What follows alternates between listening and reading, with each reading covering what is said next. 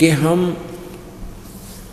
परमात्मा की खोज किस लिए कर रहे थे। कोई तो दुख निवारण के लिए और कोई किसी कारण के लिए, कोई किसी कारण के लिए, लेकिन वो कष्ट भी निवारण हमारे नहीं हुए। अब परमात्मा हमें आकर के याद दिलाते हैं कि जिस लोक में तुम सुख ढूंढना चाहते हो यहाँ सुख है ही नहीं। पुण्यात्मा, परमात्मा की एक एक वाणी का बहुत गहरा रहस्य है, बहुत गुप्त गूढ़ रहस्य है। और आप जी बिल्कुल बालक हो, जैसे 2-3 वर्ष का बालक होया करे, 2-3 के वर्ष के बाल जैसे आप हमारे बच्चे हो गए। दो प्रकार की जो ना परिवार होता है। एक तो बिंद से माता पिता के संयोग से वो परिवार है, वो भाई बहन है, वो संतान है, बेटा बेटी है। और दूसरा परिवार होता है वचन से, शब्द से, नाद से, एक बिंद से, एक नाद से। तो आप जी हमारे पुत्र हो, पुत्री हो, नाद से वचन के, यानी उपदेश ले लिया। उपदेश लेने से आप हमारे बच्चे बन गए, हमारे बालक हो गए, हमारा परिवार बन गया। तो कहते हैं आप अभी इस भक्ति मार्ग में जन्म आपका उस दिन है जिस दिन आपने नाम लिया। तो आप कोई 6 महीने का है, कोई 2 महीने का, कोई 2 वर्ष का। और जो हो गए इस क्रोथा कांड से पहले जो थे वो तो हमारे जो तभी नाम लिया था वो तो अभी बालक ही हैं, लेकिन उससे पहले जो थे वो तो काफ़ी समझते हैं इस ज्ञान को। तो कोई 2 वर्ष का है, कोई 3 वर्ष का है और कोई 4 वर्ष का है। तो आप जी को अभी कंप्लीट नॉलेज नहीं हो पाया है, आप मैच्योर नहीं हो, आपके विचार अभी बालक हो, लेकिन आप हमारे बच्चे होने के कारण इस दास के द्वारा दिए गए ज्ञान में आपको कोई शंका नहीं, लेकिन आपकी बुद्धि ग्रहण नहीं कर पा रही जो ये दास बताना चाहता है। जैसे एक छोटे से बालक ने माता पिता कहते हैं कि ले बेटा वो पेन लिया, वो पेन उठा लेता है, जैसे कहीं रखा हो पेन उठा लिया और उससे अपने पिता से पूछता है कि पिताजी, पापा ये क्या है? तो वो बताता है बेटा पेन है, कलम है, ये कलम है, पेन है, ये पेन है, वो करता करता और उसको वहीं रख कर चला जाता है, खेलने लग जाता है। उसको ही उसको समझ में नहीं आ रहा है कि पिताजी कहना के चाह रहा है, वो प्रसन्न भी कर रहा है। तो पुण्यात्मा, लेकिन उसको इस चीज़ का डाउट भी नहीं है कि पिताजी गलत कह रहा होगा, गलत कह रहा है। इसी प्रकार आप अभी बालक हो जिसने कंटिन्यूस 3 वर्ष इस दास का सत्संग यहाँ सुन लिया, और या फिर सीडी वगैरह लेकर जो ज़्यादा इंटरेस्टेड हैं सीडी ले जाते हैं, किताबें पढ़ते हैं, वो महीने 2 महीने 6 महीने साल तो उनको लग ही जाता है। और कंप्लीट ज्ञान तो 3 साल में होगा आपको। कंप्लीट मीन फिर आपको दास जो कहेगा वह सारी समझ में आओगी। जब बच्चा बड़ा हो जाता है उसको कहते हैं रे वो पेन ला उठाकर, वो दौड़ा दौड़ा जाता है और पेन उठाकर ला कर दे देता है। अब उसकी बुद्धि काम करने लगेगी।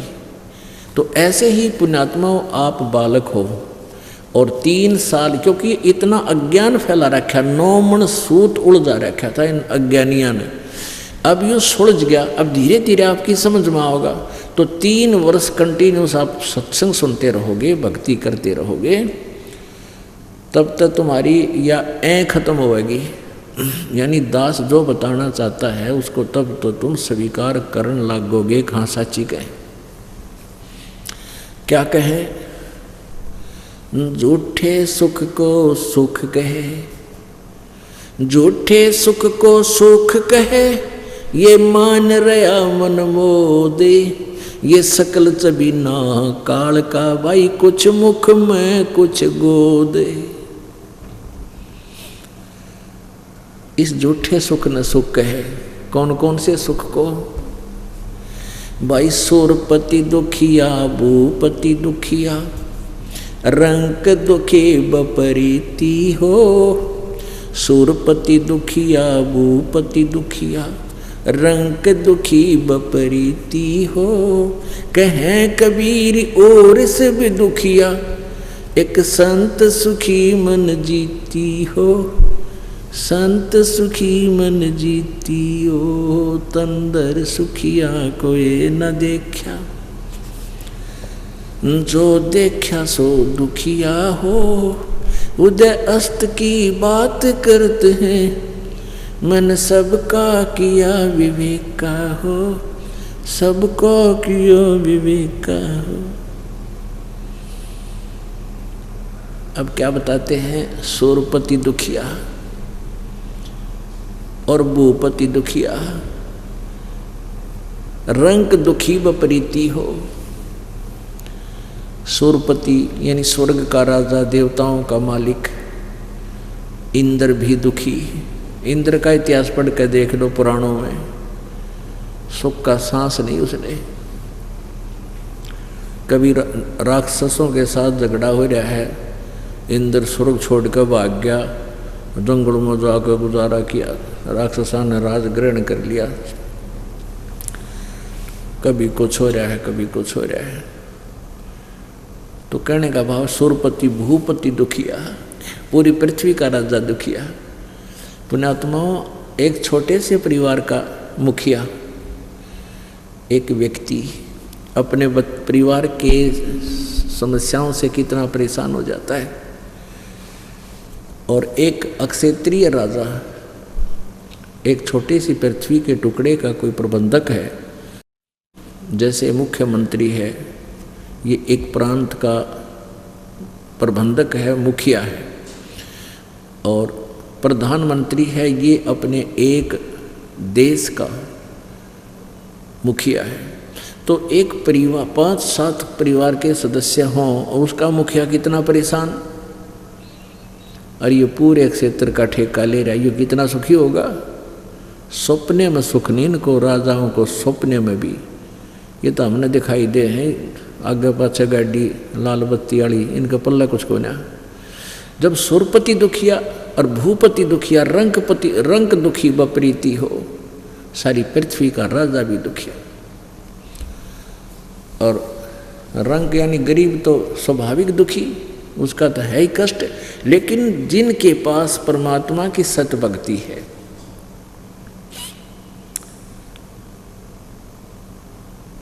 परमात्मा की सत भक्ति है, वो सबसे सुखी और सबसे धनवान।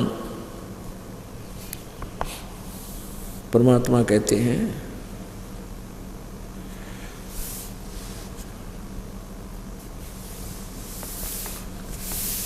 कबीर सब जग निर्धना, धनवंता ना कोई। और धनवंता सो जानिए जिस पर राम नाम धन हो।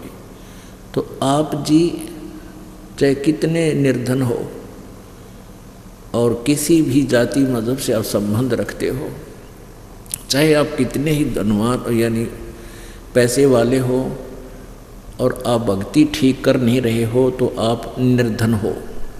वो अरबपति भी निर्धन है, खरबपति भी निर्धन है। और निर्धन तो वैसे भी मतलब माया से भी निर्धन तो है ही निर्धन, लेकिन जिसके पास राम नाम है, वो चाहे अरबपति है, खरबपति है, चाहे कंगाल है, वो वास्तव में धनवान है। तो कहने का भाव ये है कि हमारे पास ये धन होना चाहिए जो परमात्मा की भक्ति वाला, बाकी ये धन अपना नहीं है। बहुत से प्रमाण आपके सामने हैं, बहुत से प्रमाण है आपके सामने।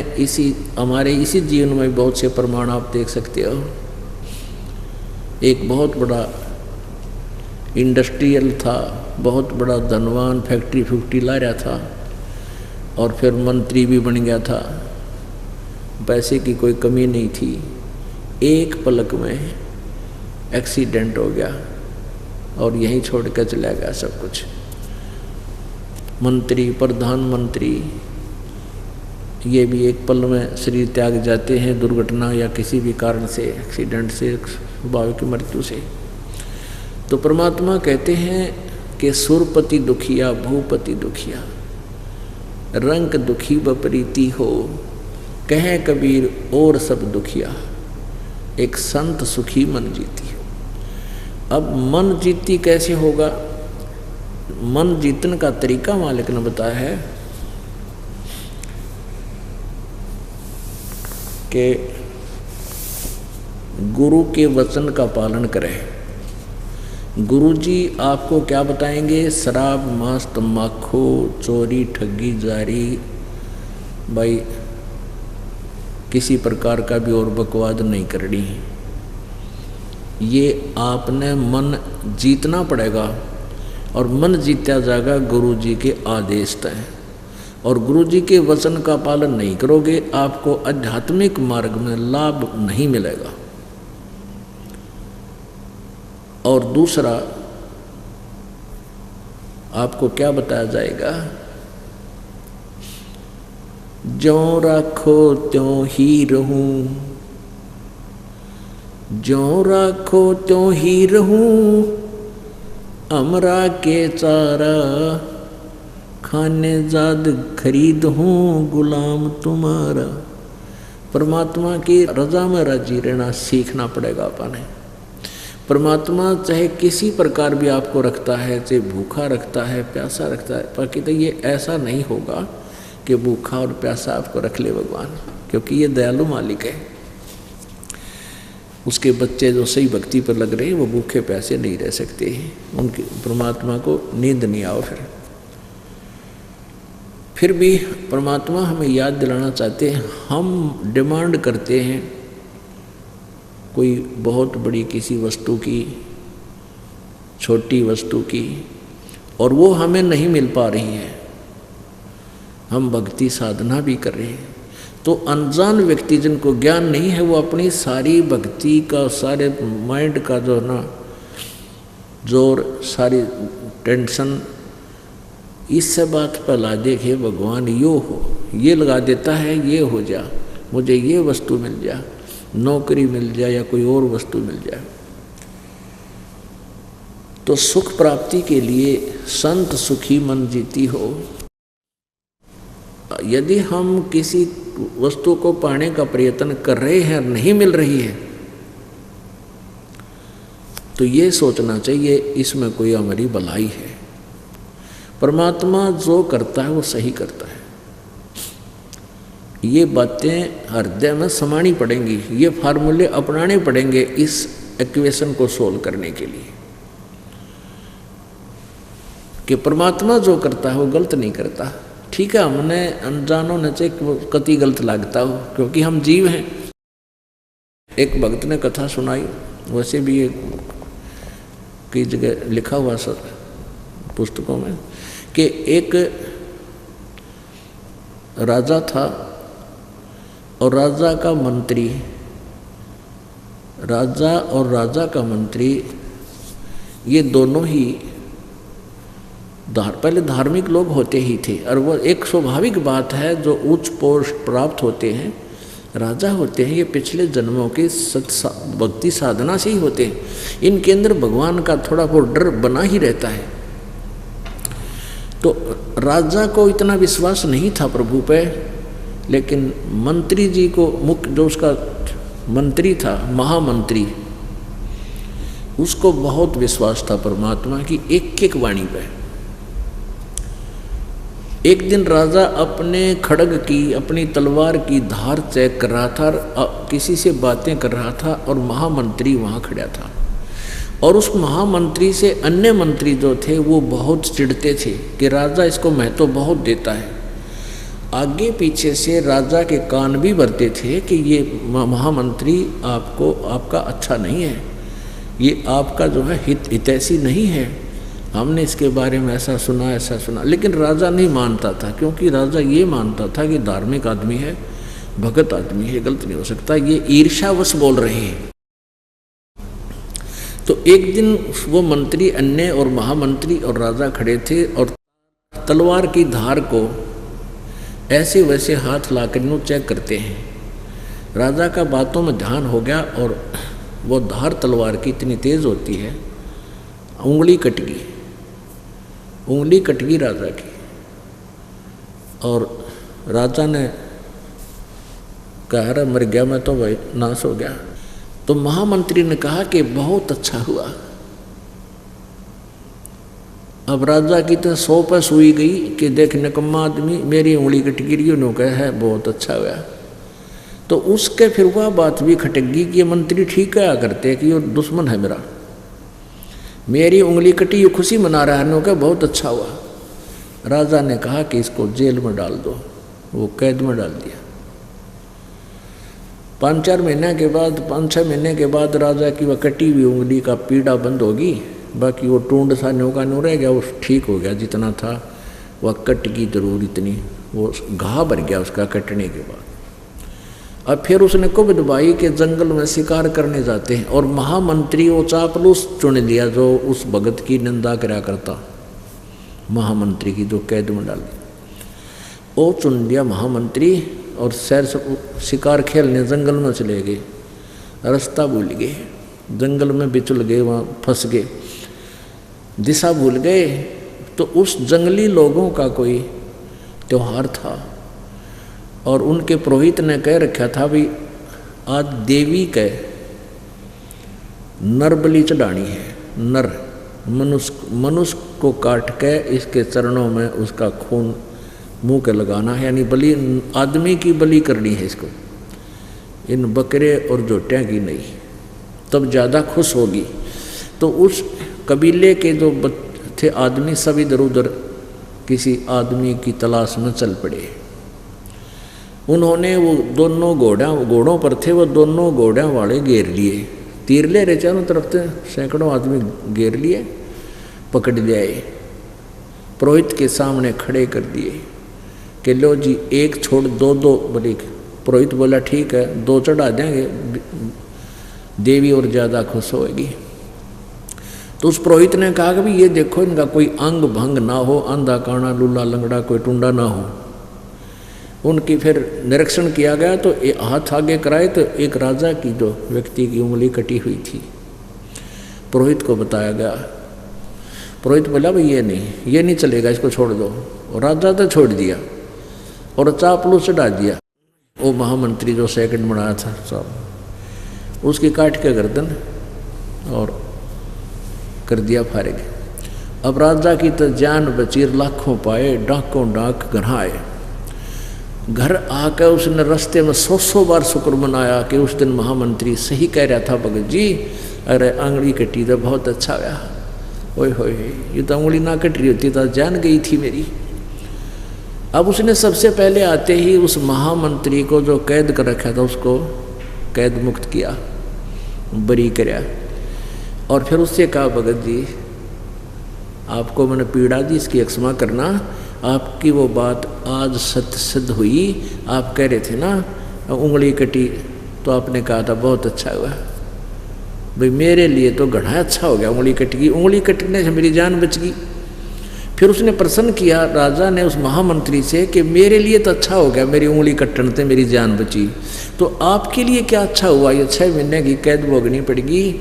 ने बोला मेरे लिए मेरी जान बच गई ना, मैं तेरे साथ होता वहाँ मेरी बलि चढ़ाओ।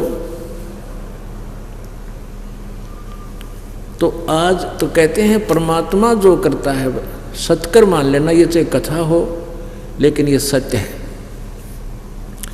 हमने इतना विचार करना पड़ेगा इस मार्ग पर अगर कदम रखना है, तब हम 2 कदम चल पाएंगे। नहीं तो काल के इतने झंझट हैं, पता नहीं के डिमांड, छोटे मोटे कष्ट आ भी जाएंगे। कहते हैं संत शरण में आने से आई टले बला, और जय माथे में सूली होवा काटे में टल जा, यानी भाग्य में जब सूली यानी मृत्यु हो तो काटे में टल जा। इन बातों पर विचार करके हम परमात्मा के मार्ग पर चल पाएंगे और इसके लाभ न उठाएंगे।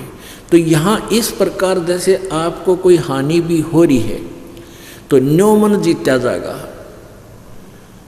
कहे कबीर और सब दुखिया, एक संत सुखी मन जीती हो। अब जैसे किसी को छोटी मोटी उकचुक हो भी जाती है, तो आपको जब ज्ञान है इस परमात्मा का, आपने मन जीत रखा है, आप भगवान के इस ज्ञान के आधार से इस मन की परों को काट दोगे कि भगवान जो करता है ये गलत नहीं कर सकता। चाहे आज हमें कितनी हानि होती दिखे है, लेकिन परमात्मा जो कर रहे हमारे हित में है। यदि हम अपने नियम पर, धर्म कर्म पर ठीक हैं, और यदि हमने अपना धर्म कर्म में बिगाड़ रखा है, नामखंड कर रखा है, मर्यादा भंग कर दी, तो फिर तो वो हानि स्वाभाविक सही हो रही है आपको। फिर उसमें भगवान का रोल खत्म हो गया, आपकी किस्मत चल रही है। तो इसलिए कहते हैं जब लग हंसा हमरी आना, और काल लगे नहीं तेरा बाना। परमात्मा कहते हैं जब तक मेरा भक्त मेरी मर्यादा में रहेगा, आन में, आन कान बोलते हैं ना, तो तब तक काल तेरा तीर नहीं लगेगा, तेरे कर्म दंड को मैं तो उसको हानि नहीं दे सकता। तो हमने भगवान की प्रत्येक मर्यादा को ऐसे पालन करना चाहिए जैसे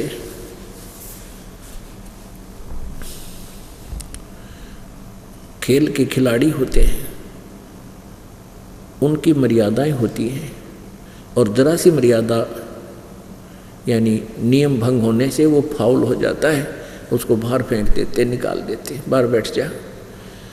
तो इसी प्रकार पुण्यात्मा हमने फाउल नहीं होना, खेलना है तो ढंग से खेल है, ना तो अपने घर बैठ जा। कोई भी काम आप करोगे उसको मर्यादा में और सच्ची लगन से करने से, सावधानी से करने से बात बनेगी। नाम खंड नहीं होना चाहिए। काल का सबसे पहला दाव है आपका नाम खंड होते ही। मान लीजिए कई से भक्त हैं जो नाम खंड कर गए, आना भी छोड़ गए, उनके पिछले संस्कार ठीक हैं, हो सकता 5-4 वर्ष वो ठीक निकल जाए, लेकिन जब और आगे चल के तो उनको बड़ा भारी कष्ट होगा ही होगा। अब जैसे किसी ने नाम ले लिया, अच्छी आत्मा है, लेकिन नाम खंड कर दिया, और उसी समय उसको एक भयंकर कर्म की चोट आनी थी, परमात्मा का तो हाथ हट गया, परमात्मा का जो सपोर्ट था वो नहीं रहा, और आप पर कुदरती वो फिर कर्म की दंड आएगी, आपको घनी हानि हो जाएगी। तो ऐसे इस अध्यात्म ज्ञान को समझना आपने, और तभी हम इस मार्ग पर चल पाएंगे। अब जैसे माता गर्भ को रखे यत्न बनाए, ठेस लगे तो छन होवे तेरी ऐसे भक्ति जावे।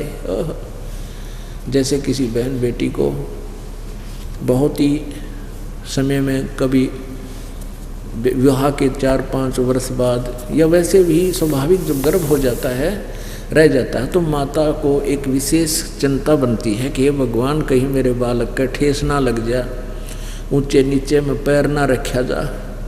रात्रि में जब सोती है माता तो एकदम, जब करवट भी लेती है तो भी एकदम चमक कर पड़ती है, कहीं मेरे बालक पर दबाव नहीं आएगी, यानी इतनी सावधानी बरतनी पड़ती है, तब वो बालक रूपी लाल उसको प्राप्त होगा।